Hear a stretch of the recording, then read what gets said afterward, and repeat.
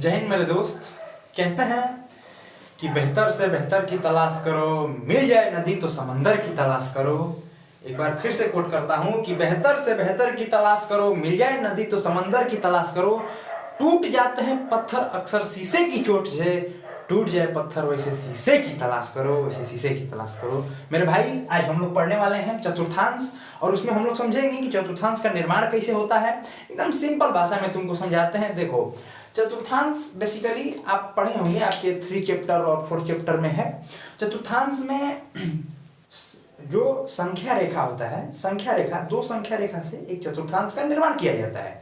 अब आप कहेंगे कि संख्या रेखा क्या होता है, तो देखिए, संख्या रेखा यानी कि रेखा पर संख्या को दर्शा देंगे तो संख्या रेखा हो जाएगा। जैसे कि मान लीजिए कोई एक रेखा है, इस पे हमको संख्या को दर्शाना है, तो संख्या कहाँ से स्टार्ट करेंगे? 0 से स्टार्ट करेंगे। मान लीजिए यहाँ 0 लिख देते हैं, तो आगे संख्या को बढ़ाएंगे तो इधर बढ़ेगा 1 2 3। अब इधर की पॉजिटिव संख्या हो जाएंगी और इधर आएंगे तो उस सब नेगेटिव संख्याएं हो जाएंगी हमारी।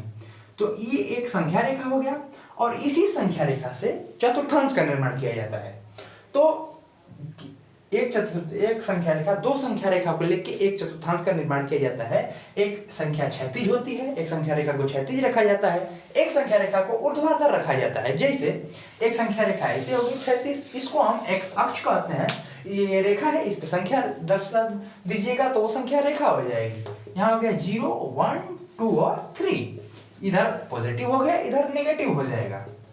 अब समझिए, एक संख्या रेखा ये हो गया जो कि क्षैतिज रूप में है, और एक संख्या रेखा जो कि ऊर्ध्वाधर रूप में हो जाएगी, जिसे हम y अक्ष के रूप में जानते हैं। तो इसको ऐसे कर दीजिएगा तो यहाँ हो जाएगा y अक्ष। ये भी संख्या है, इस पे ये भी रेखा है, इस पे संख्या दर्शाएंगे तो यहाँ 0 से ऊपर की संख्याएं पॉजिटिव हो जाएंगी और नीचे की संख्याएं नेगेटिव हो जाएंगी। जैसे 1 2 3, और यहाँ -1 -2 और -3 हो जाएगा। अब मेरे लाल समझो कि इसी में यहाँ इस बिंदु को मूल बिंदु कहते हैं, जहां x और y का मान 0 होता है। देखो, इस x अक्ष में यहाँ 0 है x का मान, और y अक्ष में यहाँ मान 0 है। इस चतुर्थांश का उपयोग अक्सर जमीन मापने में, या समझो, मान लो कि यार एक ऐसी चरखूट वर्गाकार एक कोई आकृति है, अगर हमको कोई एक ये पॉइंट है, इसको डिनोट करना होगा, किसी को बताना होगा कि इस पॉइंट पे कुछ रखा गया है, तो इसकी क्या विधियां हैं, आप कैसे डिनोट कीजिएगा? तो इसके लिए एक प्रयोग किया जाता है चतुर्थांश का। यदि समझो कि यहाँ हम एक चतुर्थांश खींच देते हैं ऐसे, ठीक है, और ये y अक्ष हो जाएगा, ये x अक्ष हो जाएगा। तो यहाँ से इस बिंदु से एक रेखा हम x अक्ष पे खींचेंगे और एक रेखा y अक्ष पे खींचेंगे। तो यहाँ से अगर x अक्ष पे y अक्ष पे एक रेखा खींचते हैं और एक रेखा x अक्ष पे खींचते हैं, तो ये रेखा x अक्ष पे किसी बिंदु को काटेगी। मान लीजिए कि यहाँ 1 2 3 लिखे हैं, यहाँ भी 1, यहाँ 2 और यहाँ 3 लिखते हैं। हम मान के चलते हैं कि ये जो बिंदु है वो y अक्ष को 3 पॉइंट पे काटती है और x अक्ष को 3 पॉइंट पे काटती है। तो यानी कि इस बिंदु का नाम हो जाएगा 3 और 3, क्योंकि अच्छा, इसमें ये होता है कि इस बिंदु को 2 रेखाओं पे काटा जाता है, इसीलिए यहाँ 2 अक्ष का मान आता है, ये 2 मान आता है, यानी कि एक पहला x का मान आता है और पहला y का। यहाँ कई बच्चे गड़बड़ क्या करते हैं कि पहले y का मान लिख देते हैं, उसके बाद x का मान लिख देते हैं, जो कि सरासर हो जाता है गलत। यहाँ जो भी मान आता है वो x y के रूप में आता है। जैसे, तो इसका उपयोग समझिए कि यहाँ किया जाता है। अब समझिए, इस पे हम काम करते हैं। मान लीजिए बाबू कि यहाँ एक कोई पॉइंट है, इस पॉइंट का हमको मान देना है। तो ये देखिए कि ये पॉइंट x अक्ष पे कितने बिंदु को काट रहा है और y अक्ष पे कितने बिंदु को काट रहा है। तो यहाँ से अगर हम खींचते हैं तो मान लो यहाँ ऐसे y अक्ष पे काट दिया और यही बिंदु यहाँ आके x अक्ष पे काट दिया, ठीक है। तो अब बताओ कि यहाँ मान के चलो कि ये बिंदु जो है वो y को यहाँ 2.5 पॉइंट पे काटता है, ठीक है। 2.5 पॉइंट कर लो और इसको यहाँ कर दो, यहाँ भी 2.5 ये हो जाएगा, ये गड़बड़ होगा, इसको 3 मान लो, यहाँ ना मान के 3 यहाँ मान लो, क्योंकि चीजें आसान हो जाएंगी। तो मान लो यहाँ 3 हो जाता है। तो अब समझो, ये बिंदु y अक्ष पे 2.5 पॉइंट पे कट रहा है और यही बिंदु x को x अक्ष पे -3 पॉइंट पे कट रहा है। तो अब बताओ, ये बिंदु के तो 2 मान हुए, पहला मान x का होगा जो कि -3 होगा, और दूसरा मान होगा y पे जो कि 2.5 होगा। तो अब बताओ यहाँ पहले आप x का मान लिखोगे या y का मान लिखोगे? तो मेरे दोस्त मैं आपको बताया कि इसमें पहले x का मान लिखा जाता है, उसके बाद y का मान लिखा जाता है।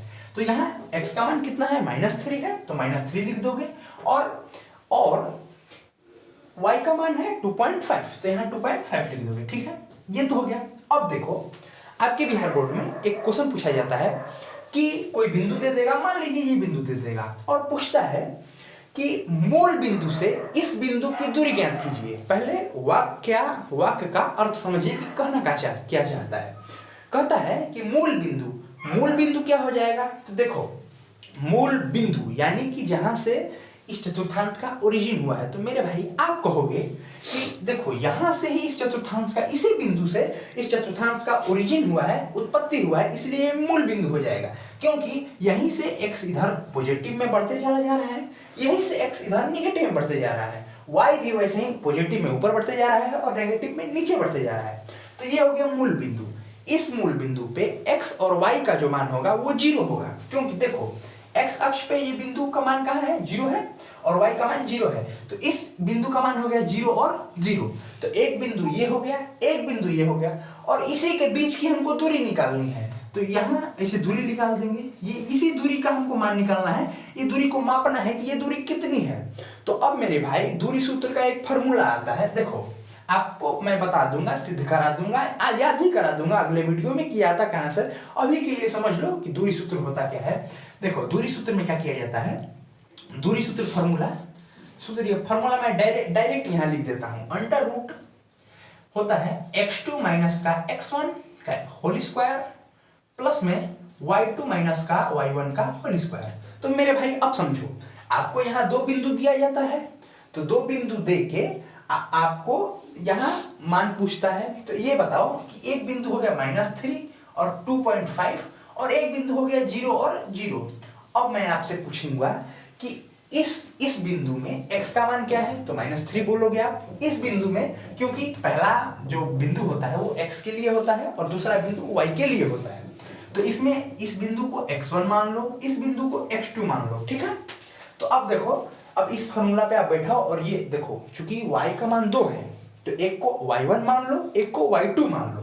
तो इसको y1 मान लो, इसको y2 मान लो। तो मान लेते हैं y1 हो गया, ये y2 हो गया। अब इसको फॉर्मूले पे बैठाओ, ये बताओ ये तो 0 0 है, इसका होगा कुछ नहीं।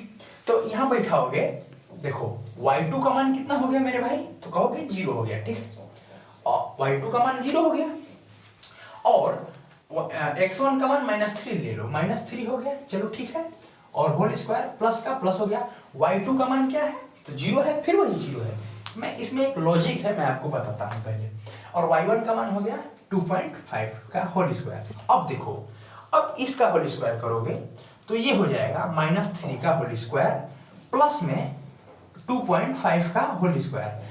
अब समझो, इसीलिए यदि अब यहाँ एक फॉर्मूला ये बनाया जाता है कि यदि आपको मूल बिंदु से कोई दूरी पूछे तो ये एक फॉर्मूला लगाया जाता है। देखो क्या लगाया जाता है कि अंडर रूट में x1 का स्क्वायर और प्लस में y1 का स्क्वायर। तो मेरे भाई देखो ये यहीं से आता है, क्योंकि x2 का मान 0 होता है, यहाँ 0 हो जाता है, y2 का भी मान 0 होता है और यहाँ 0 हो जाता है। चूंकि चीजें घट जाती हैं इसीलिए ये फॉर्मूला लगा दिया जाता है, और शॉर्टकट में ये समझो ये फॉर्मूला यहीं से आता है। अब इसका होल स्क्वायर कर लोगे तो मेरे भाई ये हो जाएगा 9 हो जाएगा, और 2.5 का आप स्क्वायर करोगे तो ये 6.25 हो जाएगा। ठीक है, और आप इसको ऐड कर दोगे तो ये हो जाएगा 15.5, यानी कि ये इसकी दूरी हो गई।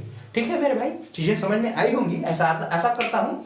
और हम लोग अगले वीडियो में मिलते हैं, और आपको अगले किसी टॉपिक पे वीडियो चाहिए भाई मेरे भाई कमेंट कर दिया करो। ठीक है, जय हिंद, मिलते हैं अगले वीडियो में एक नए अंदाज और एक नए प्रयास के साथ।